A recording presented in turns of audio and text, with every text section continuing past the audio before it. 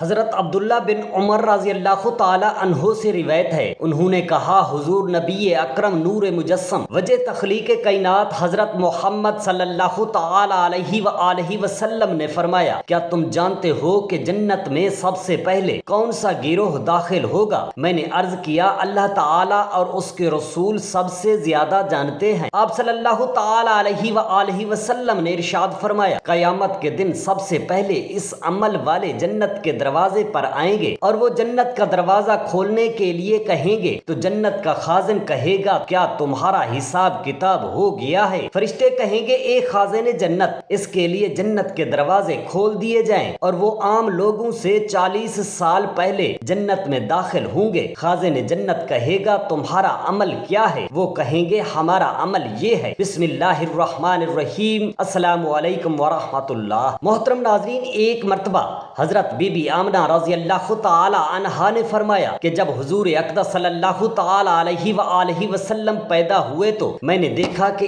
ایک بہت بڑی بدلی آئی جس میں روشنی کے ساتھ گھوڑوں کے ہنہنانے اور پرندوں کے اڑنے کی آوازیں تھیں اور کچھ انسانوں کی بولیاں بھی تھیں۔ پھر ایک دم حضور صلی اللہ تعالی علیہ وآلہ وسلم میرے سامنے سے غائب ہو گئے اور میں نے سنا کہ ایک اعلان کرنے والا اعلان کر رہا ہے کہ محمد صلی اللہ تعالی علیہ وآلہ وسلم کو مشرق و مغرب میں گشت کراؤ اور ان کو سمندروں کی بھی سیر کراؤ تاکہ تمام کائنات کو ان کا نام، ان کا حلیہ اور ان کی صفت معلوم ہو جائے، اور ان کو تمام جاندار مخلوق یعنی جن و انس، ملائکہ اور چرند پرند کے سامنے پیش کرو اور انہیں حضرت آدم علیہ السلام کی صورت، حضرت شیش علیہ السلام کی معرفت، حضرت نوح علیہ السلام کی شجاعت، حضرت ابراہیم علیہ السلام کی خلت، حضرت اسماعیل علیہ السلام کی زبان، حضرت اسحاق علیہ السلام کی رضا، حضرت صالح علیہ السلام کی فصاحت، حضرت لوط علیہ السلام کی حکمت، حضرت یعقوب علیہ السلام کی بشارت، حضرت موسیٰ علیہ السلام کی شدت، حضرت ایوب علیہ السلام کا صبر، حضرت یونس علیہ السلام کی طاعت، حضرت یوشع علیہ السلام کا جہاد، حضرت داؤد علیہ السلام کی آواز، حضرت دانیال علیہ السلام کی محبت، حضرت الیاس علیہ السلام کا وقار، حضرت یحییٰ علیہ السلام کی عصمت، حضرت عیسیٰ علیہ السلام کا زہد عطا کر کے ان کو تمام پیغمبروں کے کمالات اور اخلاق حسنہ سے مزین کر دو۔ اس کے بعد وہ بادل چھٹ گیا، پھر میں نے دیکھا کہ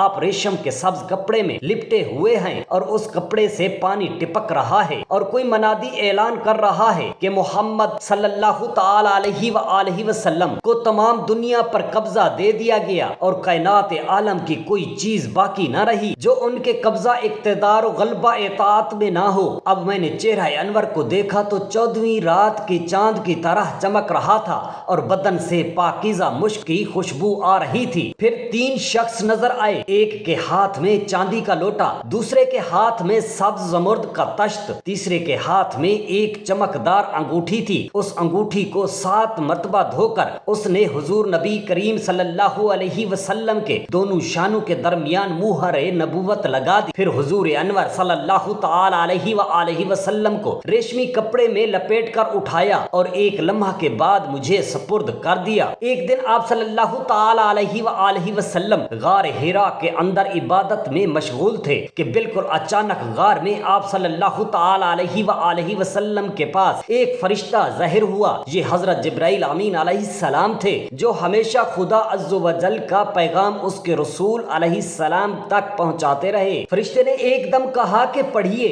آپ صلی اللہ تعالی علیہ وآلہ وسلم نے فرمایا کہ میں پڑھنے والا نہیں ہوں۔ فرشتہ نے آپ صلی اللہ تعالی علیہ وآلہ وسلم کو پکڑا اور نہایت گرم جوشی کے ساتھ آپ صلی اللہ تعالی علیہ وآلہ وسلم سے زوردار معانقہ کیا، پھر چھوڑ کر کہا کہ پڑھیے۔ آپ صلی اللہ تعالی علیہ وآلہ وسلم نے پھر فرمایا کہ میں پڑھنے والا نہیں ہوں۔ فرشتہ نے دوسری مرتبہ پھر آپ صلی اللہ تعالی علیہ وآلہ وسلم کو اپنے سینے سے چمٹایا اور چھوڑ کر کہا کہ پڑھیے۔ آپ صلی اللہ تعالی علیہ وآلہ وسلم نے پھر وہی فرمایا کہ میں پڑھنے والا نہیں ہوں۔ تیسری مرتبہ پھر فرشتہ نے آپ صلی اللہ تعالی علیہ وآلہ وسلم کو بہت زور کے ساتھ اپنے سینے سے لگا کر چھوڑا اور کہا کہ اقرأ بسم ربک الذی خلق۔ یہی سب سے پہلی وحی تھی جو آپ صلی اللہ تعالی علیہ وآلہ وسلم پر نازل ہوئی۔ ان آیتوں کو یاد کر کے حضور اقدس صلی اللہ تعالی علیہ وآلہ وسلم اپنے گھر تشریف لائے، مگر اس واقعہ سے جو بالکل ناگہانی طور پر آپ صلی اللہ تعالیٰ علیہ وآلہ وسلم کو پیش آیا، اس سے آپ صلی اللہ تعالیٰ علیہ وآلہ وسلم کے قلب مبارک پر لرزہ طاری تھا۔ آپ صلی اللہ تعالیٰ علیہ وآلہ وسلم نے گھر والوں سے فرمایا کہ مجھے کملی اڑھاؤ، مجھے کملی اڑھاؤ۔ جب آپ صلی اللہ تعالیٰ علیہ وآلہ وسلم کا خوف دور ہوا اور کچھ سکون ہوا تو آپ صلی اللہ تعالیٰ علیہ وآلہ وسلم نے حضرت بی بی خدیجہ رضی اللہ تعالیٰ عنہا سے غار حرا میں پیش آنے والا واقعہ بیان کیا اور فرمایا کہ مجھے اپنی جان کا ڈر ہے۔ یہ سن کر حضرت بی بی خدیجہ رضی اللہ تعالیٰ عنہا نے کہا کہ نہیں، ہرگز نہیں، آپ صلی اللہ تعالیٰ علیہ وآلہ وسلم کی جان کو کوئی خطرہ نہیں ہے۔ خدا کی قسم، اللہ تعالیٰ کبھی بھی آپ صلی اللہ تعالیٰ علیہ وآلہ وسلم کو رسوا نہیں کرے گا۔ آپ صلی اللہ تعالیٰ علیہ وآلہ وسلم تو رشتہ داروں کے ساتھ بہترین سلوک کرتے ہیں، دوسروں کا بار خود اٹھاتے ہیں،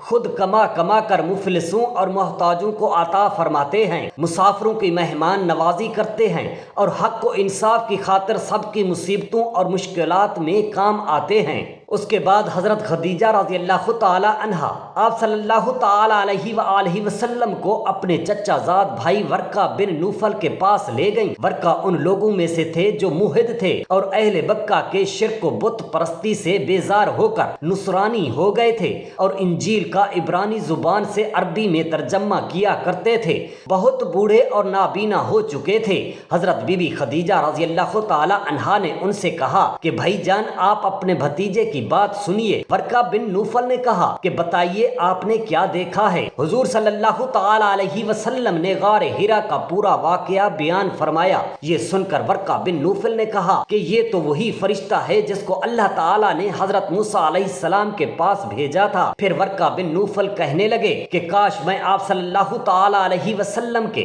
اعلان نبوت کے زمانے میں تندرست و جوان ہوتا، کاش میں اس وقت تک زندہ رہتا جب آپ کی قوم آپ کو مکہ سے باہر نکالے گی۔ یہ سن کر حضور نبی کریم صلی اللہ تعالی علیہ وآلہ وسلم نے تعجب سے فرمایا کہ کیا مکہ والے مجھے مکہ سے نکال دیں گے؟ تو ورقہ بن نوفل نے کہا جی ہاں، جو شخص بھی آپ صلی اللہ تعالی علیہ وآلہ وسلم کی طرح نبوت لے کر آیا، لوگ اس کے ساتھ دشمنی پر کمر بستہ ہو گئے۔ اس کے بعد کچھ دنوں تک وہی اترنے کا سلسلہ بند ہو گیا اور حضور صلی اللہ تعالی علیہ وآلہ وسلم وہی کے انتظار میں مضطرب اور بے قرار رہنے لگے، یہاں تک کہ ایک دن حضور صلی اللہ علیہ وسلم کہیں گھر سے باہر تشریف لے جا رہے تھے کہ کسی نے محمد صلی اللہ تعالی علیہ وآلہ وسلم کہہ کر پکارا۔ آپ صلی اللہ علیہ وسلم نے آسمان کی طرف سر اٹھا کر دیکھا تو یہ نظر آیا کہ وہی فرشتہ حضرت جبرائیل امین علیہ السلام جو غار حرا میں نظر آیا تھا، آسمان و زمین کے درمیان ایک کرسی پر بیٹھا ہوا ہے۔ یہ منظر دیکھ کر آپ صلی اللہ تعالی علیہ وآلہ وسلم کے قلب مبارک میں ایک خوف کی کیفیت پیدا ہو گئی اور آپ صلی اللہ تعالی علیہ وآلہ وسلم مکان پر آ کر لیٹ گئے اور گھر والوں سے فرمایا کہ مجھے کمبل اڑھاؤ اور مجھے کمبل اڑھاؤ۔ چنانچہ آپ صلی اللہ تعالی علیہ وسلم کمبل اوڑھ کر لیٹے ہوئے تھے کہ ناگہاں آپ صلی اللہ تعالی علیہ وآلہ وسلم پر سورۃ مدثر کی ابتدائی آیات نازل ہوئیں اور رب تعالیٰ کا فرمان اتر پڑا کہ یعنی اے بالا پوش اوڑھنے والے، کھڑے ہو جاؤ، پھر ڈر سناؤ اور اپنے رب ہی کی بڑائی بولو اور اپنے کپڑے پاک رکھو اور بتوں سے دور رہو۔ ان آیات کے نزول کے بعد حضور نبی اکرم صلی اللہ تعالی علیہ وآلہ وسلم کو خداوند قدوس نے دعوت اسلام کے منصب پر مأمور فرما دیا اور آپ خداوند تعالی کے حکم کے مطابق دعوت حق اور تبلیغ اسلام کے لیے کمر بستہ ہو گئے۔ حضرت ابوبکر صدیق رضی اللہ تعالی عنہ نے بھی حبشہ کی طرف ہجرت کی، مگر جب آپ رضی اللہ تعالی عنہ مقام برق الغماء میں پہنچے تو قبیلہ کارا کا سردار مالک بن دغنا راستے میں ملا اور دریافت کیا اے ابو بکر کہاں چلے؟ آپ رضی اللہ تعالی عنہ نے اہل مکہ کے مظالم کا تذکرہ فرماتے ہوئے کہا کہ اب میں اپنے وطن مکہ کو چھوڑ کر خدا کی لمبی چوڑی زمین میں پھرتا رہوں گا اور خدا تعالیٰ کی عبادت کرتا رہوں گا۔ ابن دغنا نے کہا کہ اے ابو بکر، آپ جیسا آدمی نہ شہر سے نکل سکتا ہے نہ نکالا جا سکتا ہے۔ آپ دوسروں کا بار اٹھاتے ہیں، مہمان حرم کی مہمان نوازی کرتے ہیں، خود کما کما کر مفلسوں اور محتاجوں کی مالی امداد کرتے ہیں، حق کے کاموں میں سب کی امداد و اعانت کرتے ہیں۔ آپ میرے ساتھ مکہ واپس چلیے، میں آپ کو اپنی پناہ میں لیتا ہوں۔ ابن دغنہ آپ رضی اللہ تعالی عنہ کو زبردستی مکہ واپس لایا اور تمام کفار مکہ سے کہہ دیا کہ میں نے ابو بکر رضی اللہ تعالی عنہ کو اپنی پناہ میں لے لیا ہے، لہذا خبردار کوئی ان کو نہ ستائے۔ کفار مکہ نے کہا کہ ہم کو اس شرط پر منظور ہے کہ ابو بکر اپنے گھر کے اندر چھپ کر قرآن پاک پڑھیں گے تاکہ ہماری عورتوں اور بچوں کے کان میں قرآن کی آواز نہ پہنچے۔ ابن دغنہ نے کفار کی شرط کو منظور کر لیا اور حضرت ابو بکر صدیق رضی اللہ تعالی عنہ چند دنوں تک اپنے گھر کے اندر قرآن مجید پڑھتے رہے، مگر حضرت ابو بکر صدیق رضی اللہ تعالی عنہ کے جذبہ اسلامی اور جوش ایمانی نے یہ گوارا نہیں کیا کہ معبودان باطل لات و عزیہ کی عبادت تو علل اعلان ہو اور معبود برحق اللہ تعالیٰ کی عبادت گھر کے اندر چھپ کر کی جائے۔ چنانچہ آپ رضی اللہ تعالی عنہ نے گھر سے باہر اپنے صحن میں ایک مسجد بنا لی اور اس مسجد میں علل اعلان نمازوں میں بلند آواز سے قرآن پاک پڑھنے لگے اور کفار مکہ کی عورتیں اور بچے بھیڑ لگا کر قرآن پاک سننے لگے۔ یہ منظر دیکھ کر کفار مکہ نے ابن دغنہ کو مکہ بلایا اور شکایت کی کہ ابو بکر صدیق گھر کے باہر قرآن پاک پڑھتے ہیں،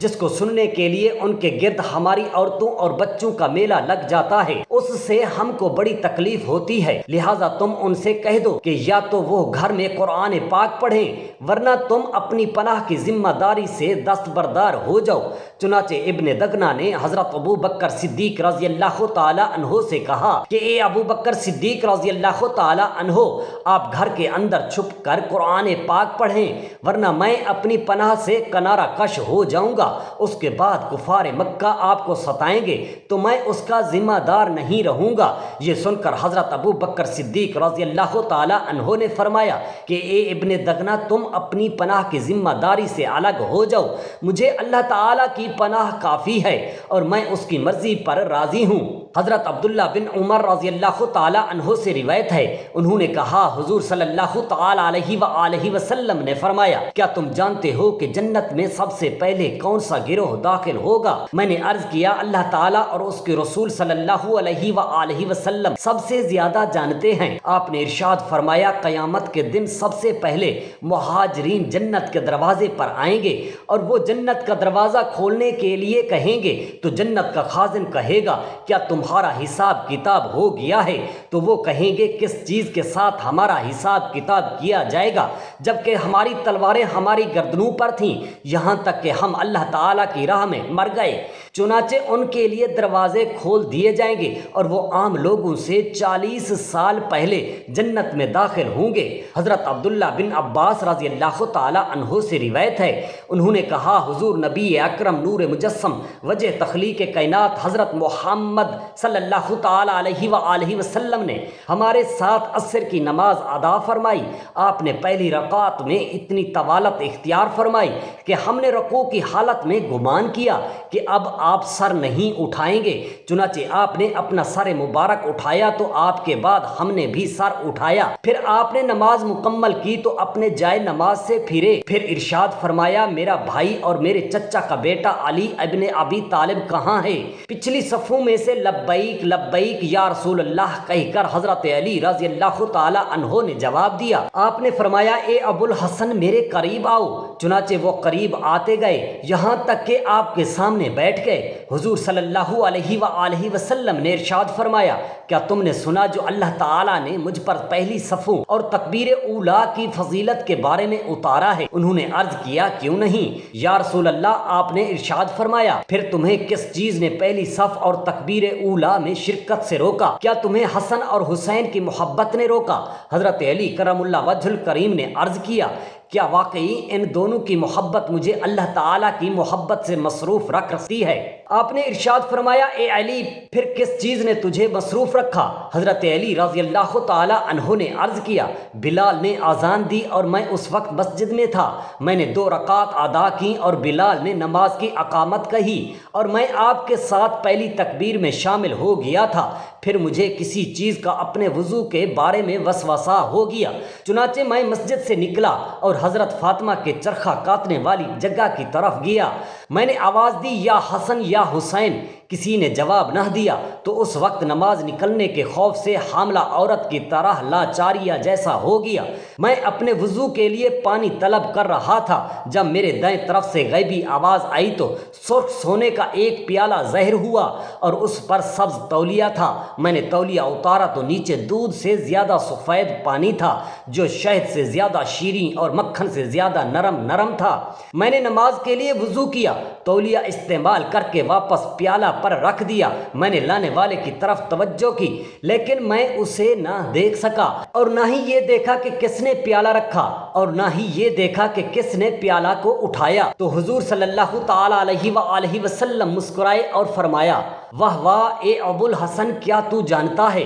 کہ تیرے پاس تولیہ اور پیالہ لانے والا کون تھا؟ انہوں نے عرض کیا اللہ تعالیٰ اور اس کے رسول صلی اللہ تعالیٰ علیہ وآلہ وسلم سب سے زیادہ جانتے ہیں۔ آپ صلی اللہ علیہ وسلم نے ارشاد فرمایا تیرے پاس پیالہ حضرت جبرائیل امین علیہ السلام لے کر آئے اور پانی جنت سے آیا تھا، اور جس نے تجھے صاف کرنے کے لیے تولیہ دیا وہ حضرت میکائیل علیہ السلام تھے، اور جس نے میرے ہاتھ میرے گھٹنے پر روکے رکھے وہ حضرت اسرافیل علیہ السلام تھے، یہاں تک کہ تو پہلی رکعت میں شامل ہو گیا۔ اے ابو الحسن، جو تجھ سے محبت کرے گا اللہ تعالیٰ اس سے محبت کرے گا، اور جو تجھ سے دشمنی کرے گا اللہ تعالیٰ اس سے دشمنی کرے گا۔ اللہ تعالیٰ سے دست ادب دعا ہے میرے تمام مسلمان بہن بھائیوں کو آپ صلی اللہ تعالیٰ علیہ وآلہ وسلم کی سنت مبارکہ پر چلنے والا بنائے، آمین یا رب العالمین، جزاک اللہ خیرا کثیرا۔